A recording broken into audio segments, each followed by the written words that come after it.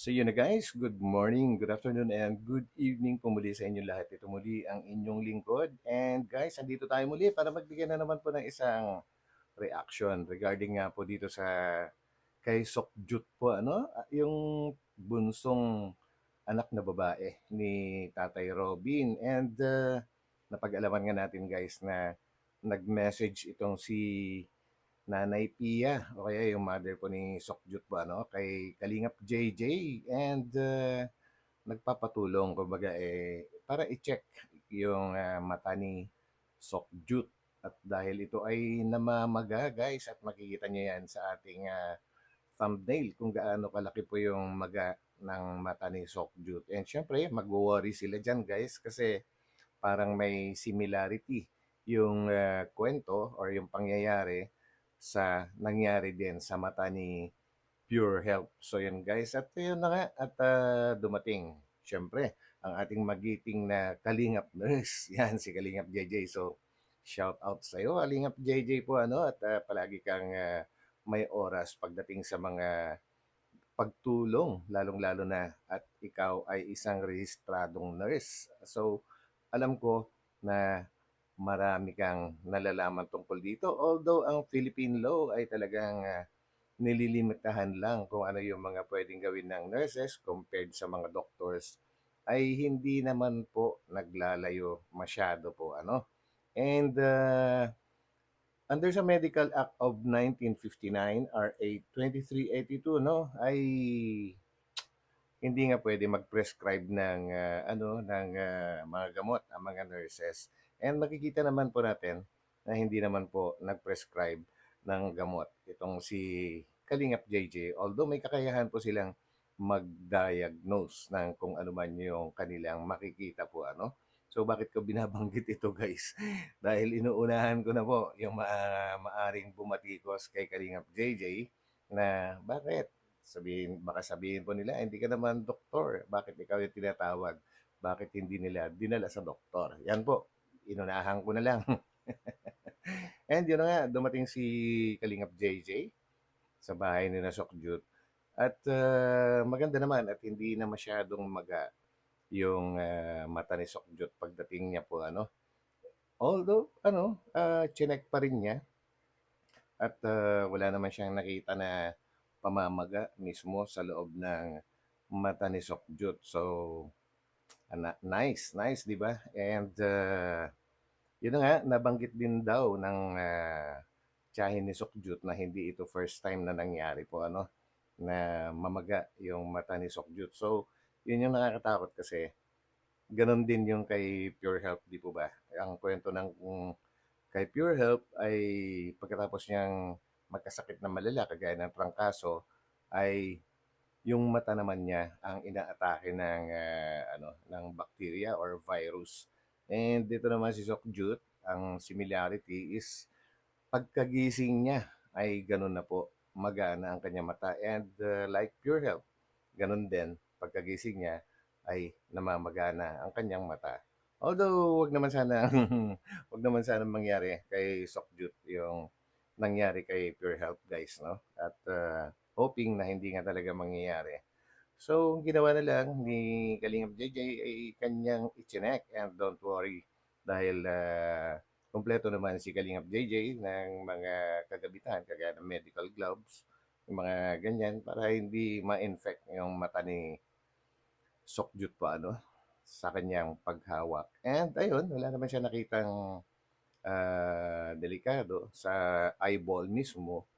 And instead, parang may napansin si Kalingap JJ guys na dito sa may labas ay parang merong insect bites. Kaya niya natanong si Sokjut kung ganun nga, kung nakagat ba siya. And of course, hindi alam ng bata yan kung nakagat siya or hindi kasi tulog siya, no? So, guys, yan. At advice ni Kalingap JJ na magpalit ng beddings at least twice a month, no? And well, ako naman, nagpapalit din ako ng gano'n, pero gabi-gabi bago matulog ay nag spray ako ng ng alcohol sa beddings para sigurado po tayo kasi hindi natin alam. Malay natin kung meron kung ano-anong mga ano diyan, mga bugs or what, mga insekto. Although kahit naka-screen po tayo, ay hindi pa rin natin masisigurado. At least, kahit papaano, may tutulong din yung pag-spray ng alcohol po, ano, hindi lang sa bed, kundi pati sa sahig. So, yan po yung aking nakagawian dito sa aking munting tahanan, guys. And sa kagandahan naman, kay Sukjut ay masunurin at naiintindihan niya yung mga advices ni Kalingap JJ, guys, kagaya ng ano, kapag ka namaga ulit at hindi naman malalang malala, ay pwede siyang mag-cold compress. So, lagyan lang ng ice yung bimpo na malinis at idampi-dampi niya sa namamaga na part. And I'm sure naiintindihan ni Sukjut kasi pinaulit ni Kalingap JJ sa kanya and naiintindihan naman niya kung ano yung gagawin niya in case na mangyari po ulit, no? So, yan, napansin naman natin si Sukjut ay talagang smart na bata po, ano, tawag nga sa kanya ni Kalingap Rab ay independent woman. So, yun, at hindi na rin nakausap si Ate Pia, siguro ay tulog. So, si Sokjut lang ang talagang sadya at nakausap ni Kalingap JJ. So, pagdating naman po kay JJ, guys, ay ano, saludo ako sa iyo dahil palagi ka lang andyan. Kumbaga ay isa kang ano, one call away. Isang tawag lang or isang message lang ay nandun na kaagad, no? At siguro ay natutuwa din si Kalingap JJ sa kanyang ginagawa kasi napapractice niya yung kanyang profession, no? Kahit hindi man sa hospital or sa mga clinics, at least sa gagawa niya sa mga ano, beneficiaries ng Kalingap. At yun ang nakakatuwa. Di ba, guys? So, shout out sa'yo, Idol JJ. And ipagpatuloy mo yan. Marami kang natutulungan. And at least hindi kakalawangin ang iyong mga natutunan. Ano? And I think, guys, si Kalingap JJ hindi basta-basta na nurse. Alam ko, pasado ito sa ano sa state board o kaya yung mga tinatawag nilang registered nurse o kaya RN, and pwede siyang mag-nurse kahit hindi po dito sa Pilipinas. Pwede siya sa US, yung mga ganyan po yung mga tinatanggap doon. Pero mas pinili niya na manatili dito sa atin. At yun ang nakakatuwa sa ibang kababayan po natin, ano, kahit yung mga doctors, yung mga dentist, at kahit meron silang kakayahan na kumita ng mas malaki sa ibang bansa, ay mas pinipili pa rin nila na manilbihan dito sa ating bansa. Kumbaga, hindi nila hinahangad yung mas malaki na kita, kundi parang ano kasi yan meron yata silang mga panunumpa na ginagawa kapag ka sila ay pumasa sa board at kumuha ng lisensya na pagsisilbihan kung sino man or kahit saan ay pagsisilbihan nila ang mga pasyente na nangangailangan ng kanilang tulong po, ano. Yan ang nakakatuwa. Kasi yan ang kailangan natin kasi alam naman natin yung mga kabataan ngayon talagang ang target kaagad kapag ka nag-enroll ng nursing ay abroad ka agad ang nasa isip. Siyempre nga naman, sino ba naman ang hindi mag-iisip ng gano'n, guys? Kasi ang laki po ng sahod sa ibang bansa po, ano? So, maintindihan naman po natin yon. At ang nakakatuwa lang, may mga nananatili pa rin na manirahan dito sa ating bansa. And mabalikan natin si Sokjut ay hoping na hindi nga magaya kay Pure Health po, ano, kasi nakakaawa naman at masyado pa siyang bata para sa ganong problema or sitwasyon. And yun, may advice din sa kanya na ano ba yung labar. Parang Spanish word po yata yan. Ginagamit din ng mga Ilocano na kagaya namin yun, guys. Yung mag-ano ka ng bimpo, magpunas-punas ka ng bimpo.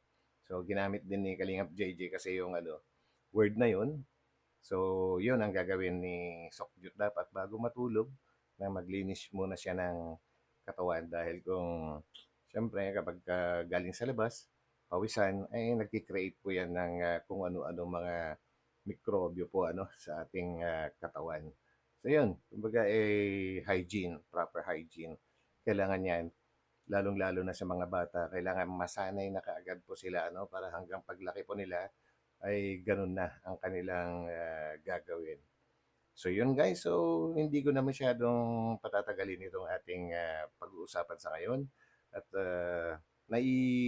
ano ko lang, na-discuss ko lang ito dahil ako'y natutuwa na makita na si Kalingap JJ ay ginagampanan niya yung kanyang, sinumpaan na trabaho po ano, lalong-lalo na andito siya sa Kalingap. Malaking bagay po yung kanyang, naitutulong sa programa ng Kalingap dahil, alam naman din natin napakaraming beneficiaries kung pagsasama-samahin lahat yung mga beneficiaries sa mga vloggers. Una pa lang, kay Kalingap Rab pa lang, marami na. How much more kung isasama pa yung beneficiaries ng mga ibang Kalingap vloggers. So, at least meron tayong inaasahan na one call away na nurse po. Ano. So, yun lang. And yan, pagpatuloy mo lang yan, Kalingap JJ.